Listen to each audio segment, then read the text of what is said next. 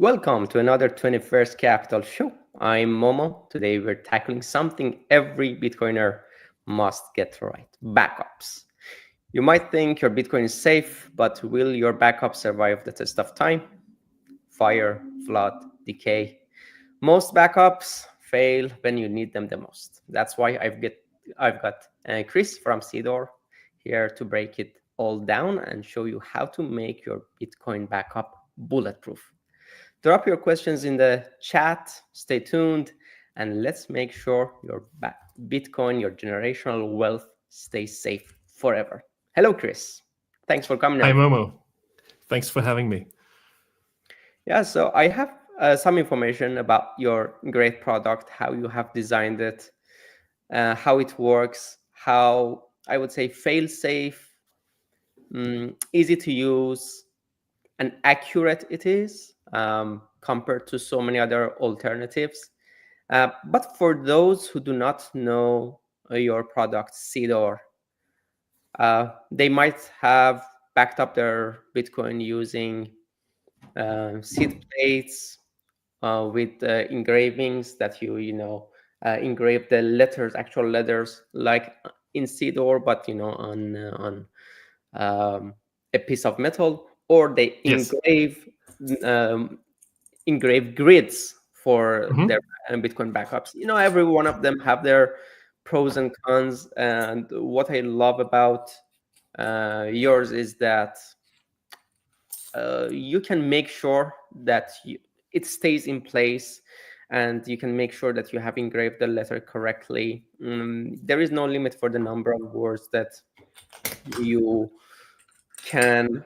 There is a limit of 8, which means that you can engrave. Theoretically, you can have even more. Like, I can give you the rundown. Like, we have this template. It's like made out of steel. You get a holder, and in this template, you can place these individual disks. So in the end, you would store the backup in your small capsule like this. You put one of these disks in here, and then you have 8 slots plus 2 slots for the position of the seed word that you're going to emboss. And then you get these letter punches, and then you go away, and then you have like a really compact, small backup. And what distinguishes our product from like other backups made for like in steel or titanium, it's very compact, and you can easily replace other disks, and you can add much more information than just like the first 4 letters or just like 12 or 24 words. Like, you can fit over 40 of these disks in here. You can add derivation parts. You can add, is it a multi-sig? You can add different kinds of information. You don't have to have like just a Bitcoin backup in here. You could have like your passphrase to your password manager, your extended like passphrase. Like if you have like a 25th word, like you can, we offer like lowercase and uppercase and symbol letter punches, because I'm a firm believer that like if you have a backup, it should be humanly readable, and there should be no required information like from an heir that might not be as Bitcoin savvy as you. Like, I don't want to see an heir take a picture and go online on Twitter and ask a question like, what is this? And like, money gone. Like, keep it simple, keep it human readable. And yeah, it's fireproof, and it's what we have been selling for the last 4 years. The response was amazing. Like, I'm a mechanical engineer by trade. Like, I'm a material scientist, and this started as a side project. And like in the last 2 years, it has become my full-time job. Like, the Bitcoin demand has grown worldwide, and we are a small company out of Germany. And now, yeah, we sell Seedor worldwide. And yeah, we also do like custom engraving. If you want to give this as a gift, we do logos, stuff like that. But anyways, if your backup already is in steel or titanium, that is great. This is just like if it's in paper, like don't store stuff on paper. I have personal stories about that, but yeah, that's what Seedor does. Yeah. Can you get into them, because it is one of the first important things that someone should take into account is the correct backup of their seed phrase, and a durable backup. Even if you have a limited amount of coins, it is better to have something more solid than paper, more durable than paper. Even if I am not recommending this. it is not a fail-proof thing. But if you are even storing your Bitcoin on an offline computer, it's good for beginning. You don't have money to get a new hardware wallet, and you are thinking that I can spend the same money on stacking more sats. But one of the very important things that is not under your control, fire is not under your control. Maybe it is low probability. The first time I was trying to engrave my seed, I hadn't seen any fire in my neighborhood. But I was like, actually, I have a vague memory of one of the higher floors being set on fire. But it's a paper. If some other floor in your apartment gets burned, maybe your paper backup, even in a safe place, is going to be affected by it. So even more important than a hardware wallet, if you are starting out, after some time, you'll need something more than a paper. I fully agree. Like you start out, you have a phone wallet. Phone wallets are sort of secure for like petty cash, something that you would have, like amounts that you would have in your regular wallet. And then the first expenditure that you do, like you get a hardware signing device. Like, I don't know, I like the Bitbox, or like get a seed signer or a cold card or something like this. Like this should be the first thing. So you have like a dedicated device. Not only does it store your private key securely, but it also like gives you really good entropy to create a private key to begin with. And then like you immediately take a backup of your 24 words or 12 words, put it on paper, don't store it online, and then store this in a distributed way. Like if you do not have like a fireproof backup, like at least have 2 copies and store it maybe with family or something, like hide it in a very secure place. And then once you've stacked enough, I would suggest like look into other ways to secure it. And one of these is like to have a proper metal backup, something that will like you can bury outside in the worst case scenario, like an actual treasure. And so my personal story with like I didn't have a fire, I had like a flooding. Like my entire cellar was flooded with water, and amongst a lot of tools that I had to throw out afterwards, I lost a lot of documents. Amongst those was my birth certificate, like the birth certificate that says that's me. And like you don't need this document like really often, but it's good if you have it. And it was like really a hassle to go to the Bürgeramt in Germany and like to get a birth certificate reissued. Like I had to bring my mom along. So like that's a very good lesson. And paper is great. You can't hack it from outside, but like it will not withstand the test of time, fire, or water. And like that's the next step. Then like if you think the Bitcoin that you have now are secure, are they still secure if Bitcoin makes like a 10x in exchange rate? Like it will become much more valuable. And now you can take all these precautions and take your time and read about it. Yeah, for your birth certificate, you could take your mom to the Bürgeramt and get your certificate reissued. But with your Bitcoin backup, if it is lost, nothing can save you.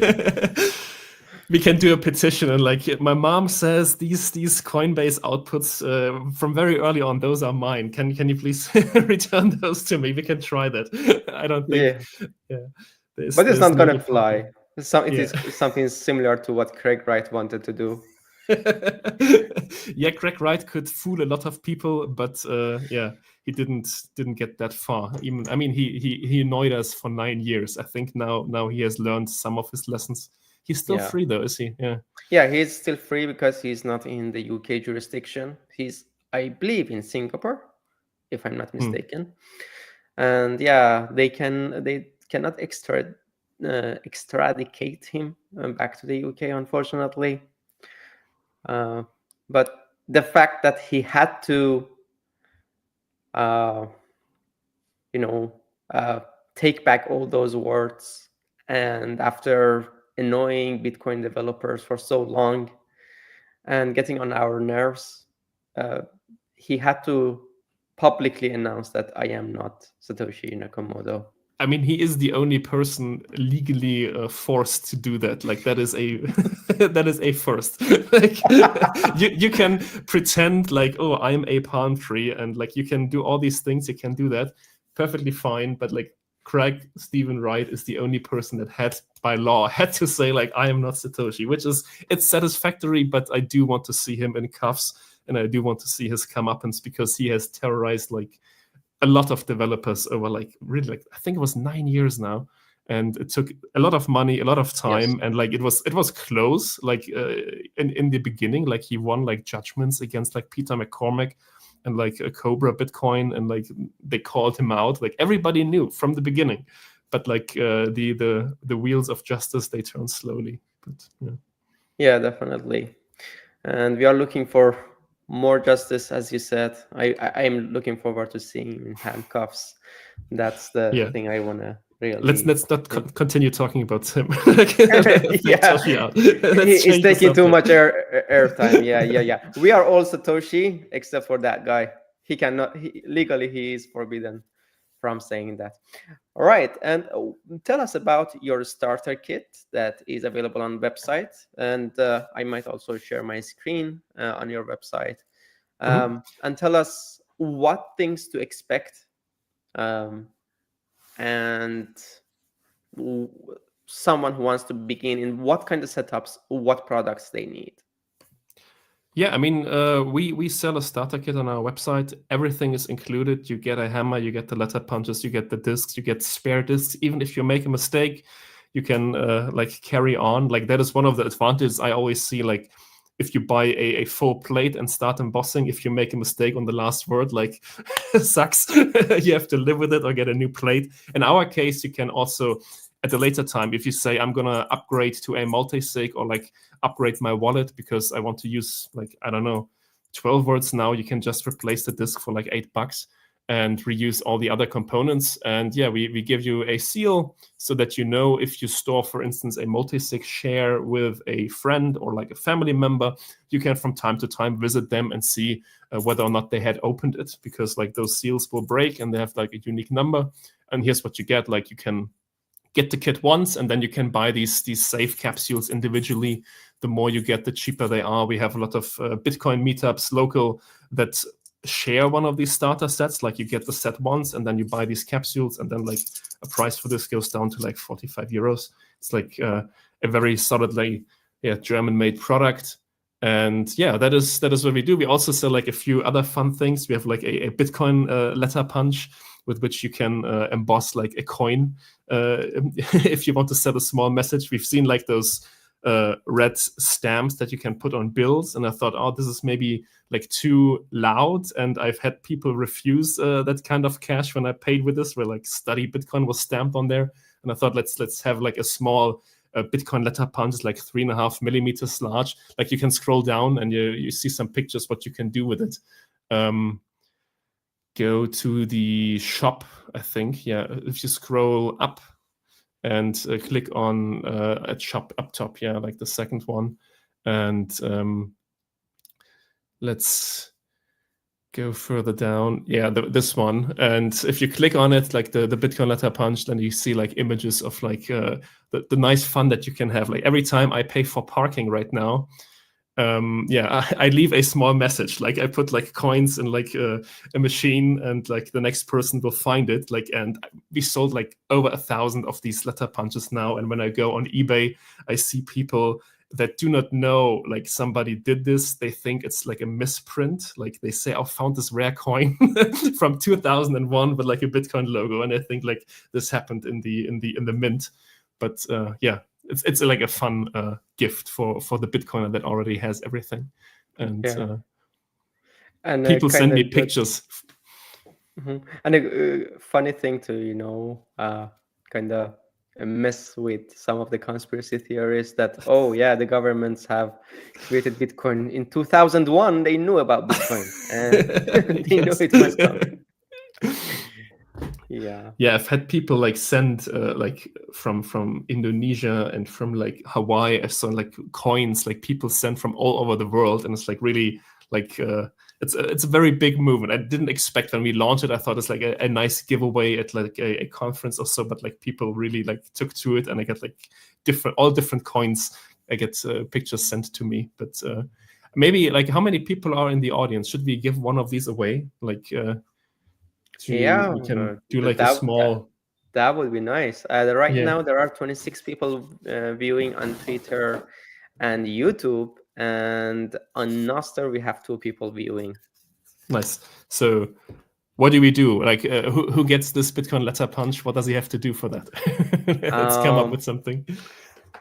We have Darius already commented, so he can be a good candidate. All right, then that's it. Like the Darius Brainiac, you get the letter punch. You send me a DM on Twitter at Seedor_IO, and I will ship it to you, and you can have some fun with Yeah, beautiful. Awesome. coins. Awesome. We never Great. had something like this going on live. That's awesome.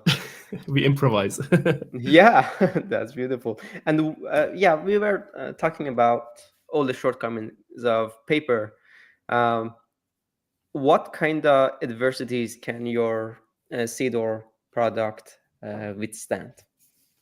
So it is made out of like very high corrosion resistant steel. It contains like a molybdenum component, and it's like fire safe up to 1450 degrees centigrade. I don't know what that is in freedom units, like well over like 2000 degrees Fahrenheit, but like a regular house fire only has like 1100 to 1200 degrees. This is well above like 1400. And this will survive a house fire. This can be buried outside. I'm currently doing a long time corrosion test where I have it on site on a roof at a institute where I used to work. And yeah, I mean, you can destroy everything if you want, but like this will not destroy on an accident or like in a house fire or all these scenarios. But if you wanna, like, there are scenarios where you maybe want to destroy a Bitcoin backup. For instance, like you have migrated your funds to a new wallet, and if you had like stored your private key on a steel plate, it would be difficult to destroy that. Even though you've moved those Bitcoins away, you may not want other people to find it, because then you have like a loss of privacy, because you can like see all those transactions. You would have to take like an angle grinder to destroy it. And with this, you have like these individual disks. You can take those out and then throw them in different trash bins or in different bodies of water. It's stainless steel, like it's not going to hurt the environment, and that backup is destroyed. Like you can easily destroy it, and you can temporarily also like take it apart, because like each disk is numbered by you. You can take it apart and maybe smuggle it across the border. Like these scenarios happen. Like I have relatives, and they all get kids now, and like the cool Bitcoin uncle gives those kids their first Satoshis, and I want to do it proper, and then I give them like a steel capsule, because usually if their parents are not Bitcoiners, they're too lazy. They're like don't want to be like burdened with like setting up a wallet or whatever, and then I just create a wallet, create a backup, and install like a watch-only wallet on their phone, and then I travel with like a pre-made one of these. So they have to trust me that I've destroyed my seed backup. But yeah, I have flown with these kinds of things, and at the TSA they want you to like open up your luggage, and they want to look around, and that is a good time to take these discs apart and put them on your body and like in your next to your toothbrush and at different locations, and then you can see at what point like did a TSA agent have access to this, and if they didn't, then you can transfer the funds, and then like you have a gift made, and like tell them, welcome to your newborn baby. In 18 years, call me back up, and hopefully you still have this. And then we see if you know those Satoshi are enough to, I don't know, pay for a car. Yeah, definitely. And what I love about your backups is that they are numbered. This is very important. There were some backups which were not numbered, and if they accidentally just drop, you are screwed. There is no way recovering that. Yeah, I mean, I'm an engineer. I look at things as if they were broken. Like I try to always look for like things. And when we started with this, like I designed this for myself, and I looked at the market, and I didn't invent a steel wallet. Like there are 74 different products out there, and I looked at all of them. I thought, this is good. Let's combine this. And there are, as you said, there are like steel wallets where you have like individual tiles, but they're not numbered. And if it opens accidentally, if it gets damaged. Or I always think of like an heir that is not savvy what it is, and like in a split second you can ruin like an entire backup. Like no supercomputer is gonna like reassemble those seed words by letters. Like that is impossible. And here you can have like number them. You can even store your Nostr private key. You can add as much info as you possibly can. Like I always say, like if you have an extra disk, also add the date when you created the wallet, because that also helps. Like I don't know, in 20 years people don't want to like scrub through the entire blockchain, and if they have a starting date, you can go on Sparrow and say like, please look for addresses with coins on them, like starting on this date. You can save your air time and money, and yeah, as much information as possible, and make it redundant, and make it so that even your dumbest heir knows what to do. Yeah, they are numbered, they are small, they do not get distorted, and as you said, the most powerful computer these days is unable to reconstruct the words if after a certain number of words are distorted. If you mix them up, no way at all, even with the quantum computer. But I mean, with the quantum computer, you hopefully still have like a public key, and then hopefully you're the first. Then maybe you can calculate back. But I think we have a few more years left. Like I'm pretty sure. Yeah, I am hoping so too, which actually is a reasonable kind of hope. And yeah, they are small, and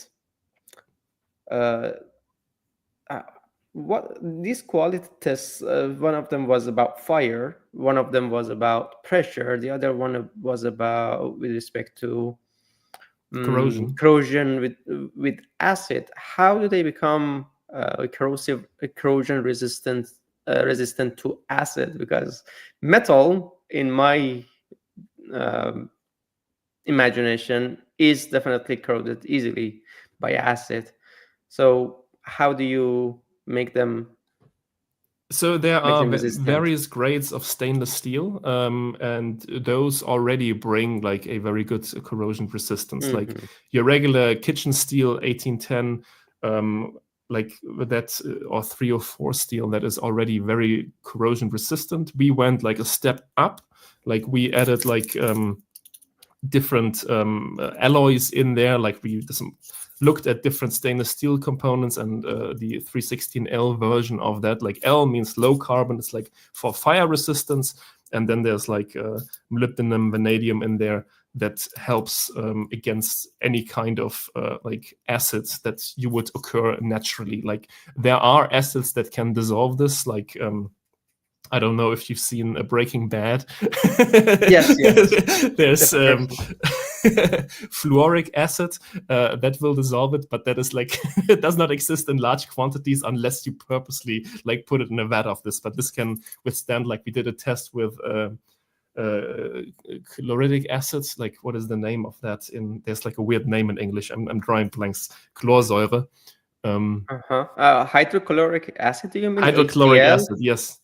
And like all these kind of things that would naturally occur, or if you have it outside buried like in the ground, like these corrosion elements, like they can't touch this. And even if this like corrodes in like 50-60 years or whatever, to go through like the wall thickness of this takes a lot of time. Like there's a fine thread, like you have this added protection, like it's not, the information is not on the outside, it's in this. And yeah, I mean, we have been around for 4 years, and since the beginning, we do like a test. I have a few of these capsules buried, but I'm very positive from the material test that we've done and the quality checks that we do. Like every single batch of these CNC machine capsules, I test with an XRF pistol. Like I can do a spectroscopic analysis of the alloy components in the steel to check. Like don't trust verify. Like the guy that sells you the steel might tell you, yeah, sure, that's the steel that you ordered, but with like non-destructive testing nowadays, you can actually verify that that is the steel that you ordered. And yeah, that way I'm very confident that our backup is standing the test of time for you. Yeah, I wanted to share something with the viewers. For example, I'm also trying to cover some of the words. This is a wallet I am not using, so even if something leaks out, if you reconstruct the wallet, it's only going to hurt my privacy, but not my funds. So it was a cheap one. This was one of the first ones I used. I'm showing it from the other side. It has enough space for 24 words. And with the engravings, one of the problems was that you had to keep it fixed and hammer it. And if you remove the hammer and you saw that it is not to your satisfaction, you had to it was rather impossible to do it again. Yes. But with your product, you have set it in a Exactly. way that the washer stays we there. have these very precise components like this. You can lift up and check whether the disc that you emboss, like the embossing is deep enough. Like these letters, they have a different surface area, and there are letters like an I or a 1 that you can only hammer once and it's perfect. But if you have like a letter like a W or an R, you have to hammer like 2-3 times. Or if you like, you can do it soft, you can hammer it 10 times. And with this kind of template, you perfectly hit the exact same spot again. Like you can't do this freehand. Like it will look like, you know, like the Rolls-Royce logo where like the 2-letter R are like superimposed. And yeah, I mean, I started out doing this manually, and then I had like a 3D printed jig, and the 3D printed jig, like they break easily because like you have these extrusion lines, and this is like a really high quality part. Like I talked to Jameson Lobb, and like he snagged a few of those because that was one of those gripes that he had with like the 3D printed things. And this is like precision fits, not just for the letter punch, but for the template. And that way you can, even though we give you enough discs, even if you make a mistake, you have enough, but that way you have like a really like equally spaced, very easily readable, and very like, I think, beautiful backup. And yeah, we every single component, like we put our mouths to, and like, how can we make this better? And yeah, I agree. If you do it freehand, like you have to hammer once really hard, otherwise, you know, you're gonna have a bad time. Yeah, the seed phrases these days are, you know, for example, the seed phrase that you generate with your cold card, Jade, with your Bitbox, or with your Ledger and your Sparrow wallet. Not Electrum. Electrum has a different standard. Also, I mean, Electrum has all of them. That is the confusing has all part. of them. Yes, yes. Electrum has all of them. That's the thing. So there is a standard that it is not enough that you engrave the first 4 letters, but in the other standards, you can only engrave the first 4 letters and you're good to go. And but still, let me give some examples. I think this is not a really occurring seed word, but an example. You engrave exam and you don't know whether the word, actually that turned out to be a good example. You don't know whether the full word is example or exam. It will become clear when you enter it into your cold card or in your J. But knowing what the the final word is a very good peace of mind. You know that, yeah, I did step 1 correct, step 2 correct, step 3, 4, 5, and until you get to 12th word, and God forbid when it is 24 words, your stress goes high and it becomes more taxing, this recovery. You need to do this recovery every once in a while, so you know that you know how to recover your wallet. So it discourages you from recovering it if the process is very difficult. But with your product, it's very easy. You can look at the actual word. Yeah, so that was one of the gripes that I have with other backups. Like they don't give you the space to store the full-length seed word. Like with BIP39, like Trezor came up with that. We have like 2048 words. And while there might be the first 3 letters the same, because some seed words are only 3 letters, no 4 first seed word letters are the same. However, like as you said, we have like different, like we have Electrum seed words, legacy seed words, like you have BIP39 seed words that are not used as a BIP39 backup. They are used in LND, so use a different derivation scheme. Like, and then like you find a backup, and then you have 24 words, and you check, and even if they're BIP39, like why is it not recovering?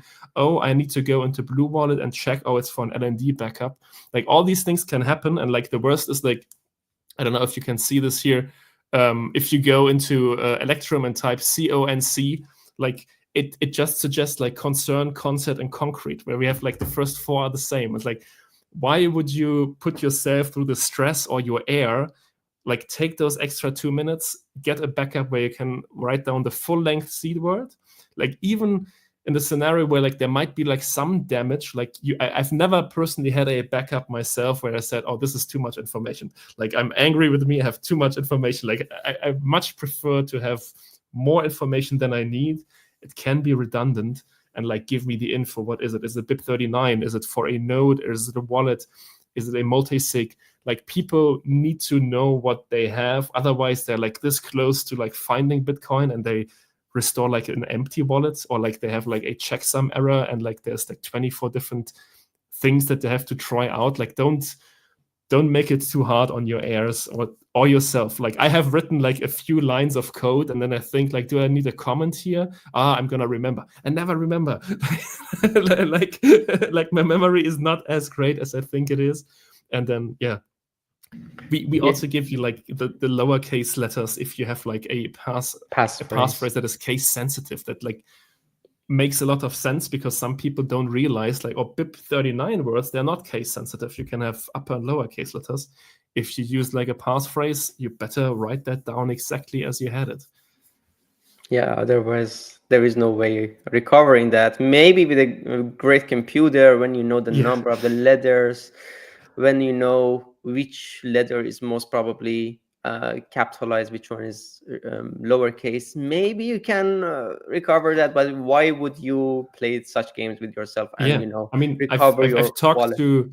I've talked to the guy Yoko, like he is working at Bitbox, and he said like the number one cause for people losing their coin is people using the 25th word and not writing it down properly. And then they, in a hurry or whatever reason, they restore their wallet to maybe get an address to then wire Bitcoin to. And then when they restore the wallet again, they didn't mistype. And then where are those Bitcoin? They didn't notice, because people think, oh, a password, if I type it wrong, I will get an error. But with a passphrase, you always open a new wallet. And if it's not the same, like your coins are not there. And like he has helped like people recover that, because, okay, we know the address, we have like a public key. Now we run like Hashcat or Python or whatever, like a script going to all these different variations. But like if it's after a certain length, like there's no way you're gonna like recover that. So like backups are really really important. Bitcoin fixes everything, but it gives you a key management problem. Yeah, and that's a really huge problem that at 21st Capital we are trying to, as we are partnered with Liana. Your shirt also had Liana logo. I've been shilling it for years. Hang on, do you see it in the camera? No, I have to yeah. It is mirrored, but I see it. Yeah. And all I got was this T-shirt. It is a great product. Yeah, your heirs will be really grateful for that. The first time that I heard about them and I saw them, I visited them at Bitcoin Prague. I was really grateful that they had such a product, because it solved so many problems. And dialing back to our discussion, we never can trust our memory. There have been cases that I wanted to recover a certain wallet. I brought back the seed plate and I've seen that, oh, this one is 24 words, but I was pretty sure it was only 12 words. You cannot even remember the number of words that your backup was made up. So I never trust your memory.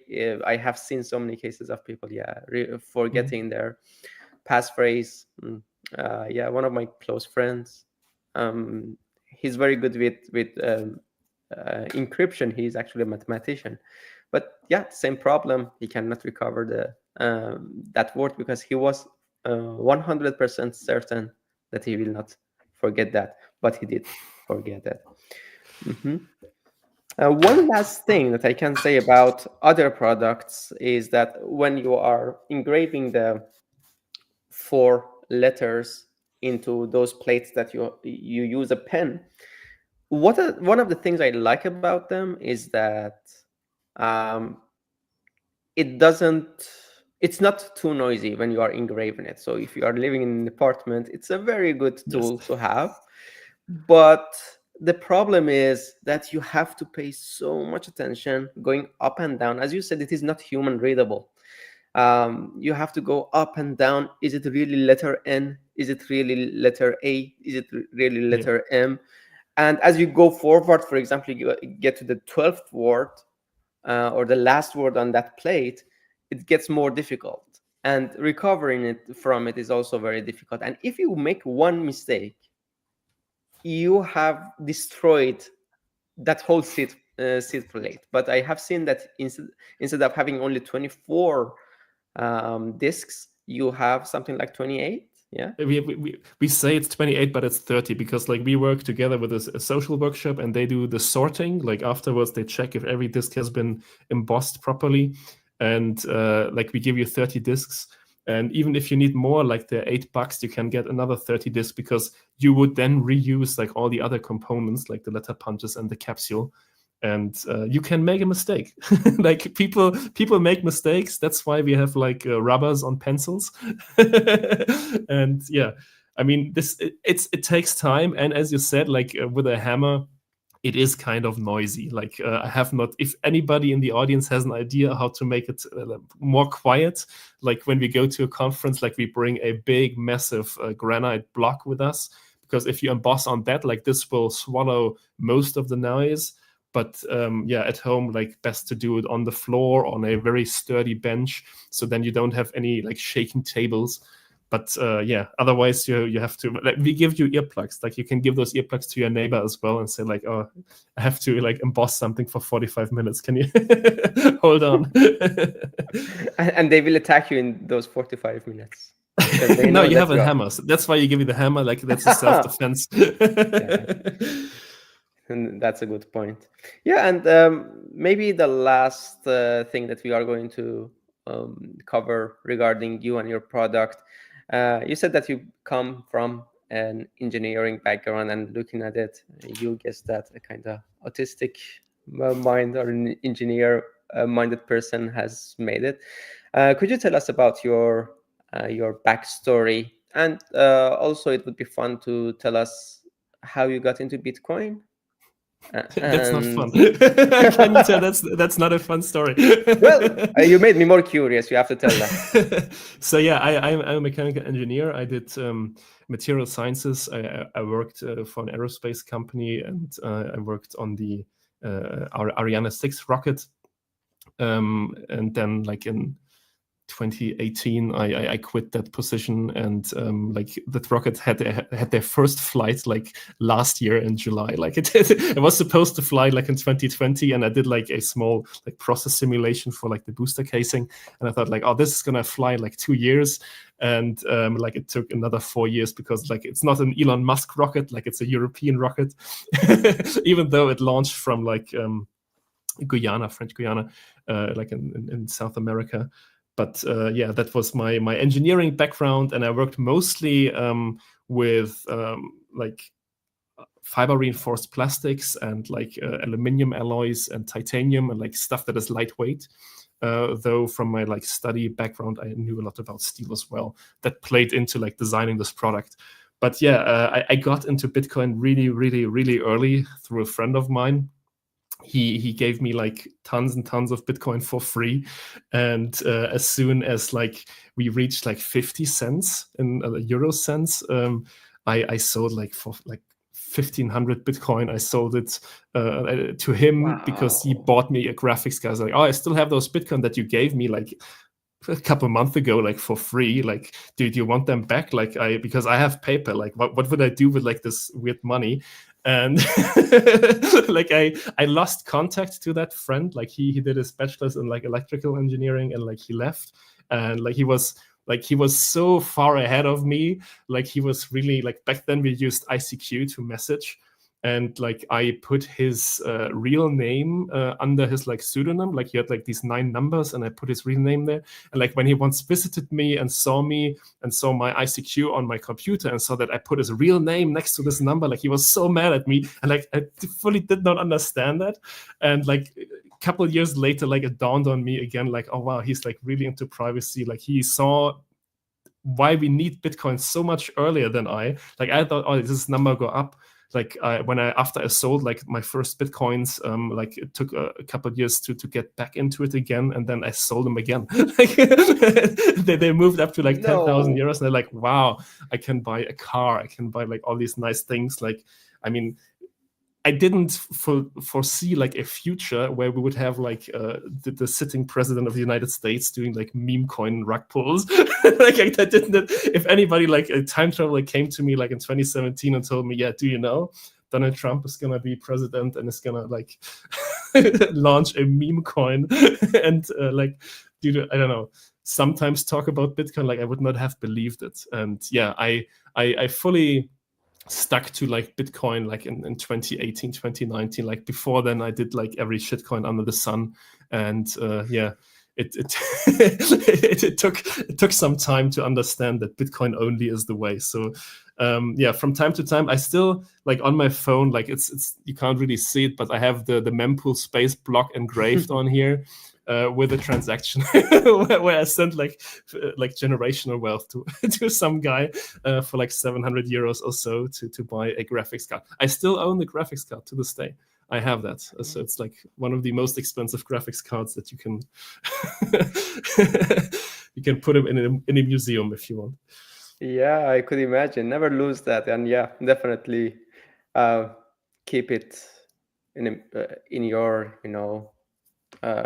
in your belongings. Keep it safe. It's going to be something that reminds you of a huge mistake.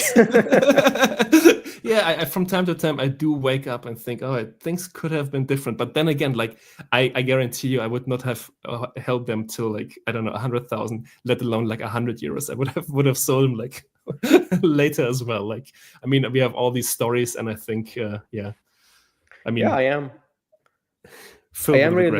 really amazed by people who got it from very early days. And there are videos on YouTube from 2012. There's an old guy talking about Bitcoin, what Bitcoin is going to be, what problems it's going to solve. The guy is not a famous person. If I don't remember the name, and even if I did, probably you wouldn't have recognized him. So it is some old video and an old guy from those computer engineers in whose days computer wasn't a thing, wasn't commonplace. And I realized this person had gotten it in 2012. He knew what it is. But for most of us, this is the same story. We get some, we spending on stupid stuff, and then we can probably never get back to that level. Yeah, I mean, that is my definition of an OG. Like an OG is somebody who knows that he will never own as many Bitcoin as he used to have. Like that is, no matter how hard I will stack, I will never have as many Bitcoin as I used to own. Like I still, like if I like run my old laptop and I look at Bitcoin Core, like I don't know, version 14 or whatever was the latest, and I stopped like running Bitcoin Core there. Like once it's synchronizing up, you can see all those addresses come up and think, oh, they're great, and then they go down and down, and then you end up at 0 Bitcoin.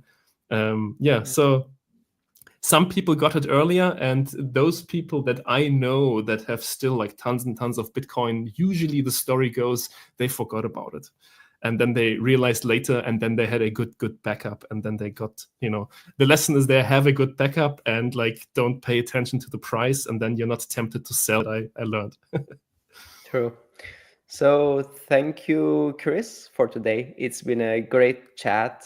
Thank you for talking about your very durable, high quality product, which is integral to what we do. And that's why we wanted to have this chat with you too.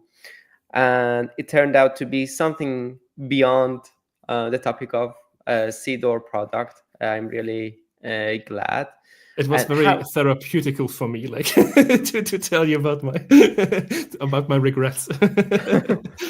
Good. Yeah, actually, I heard a bunch of your interviews. I didn't get to this story, but yeah, good.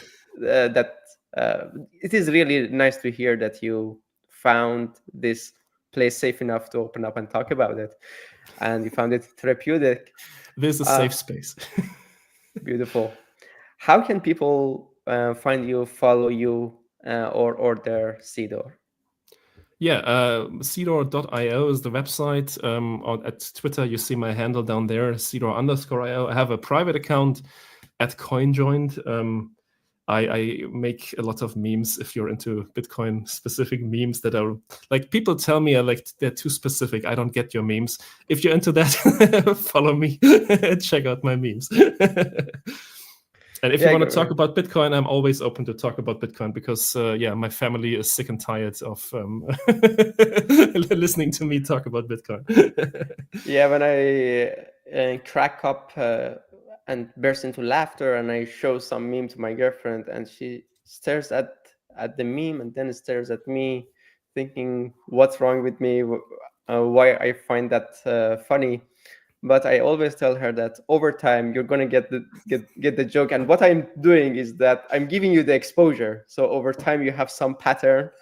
Your model is trained, so you can get the same jokes as I do. So thank you, Chris. Thank you to all of you who have stayed with us, and stay safe out there. Have a great rest of the day. Thank you.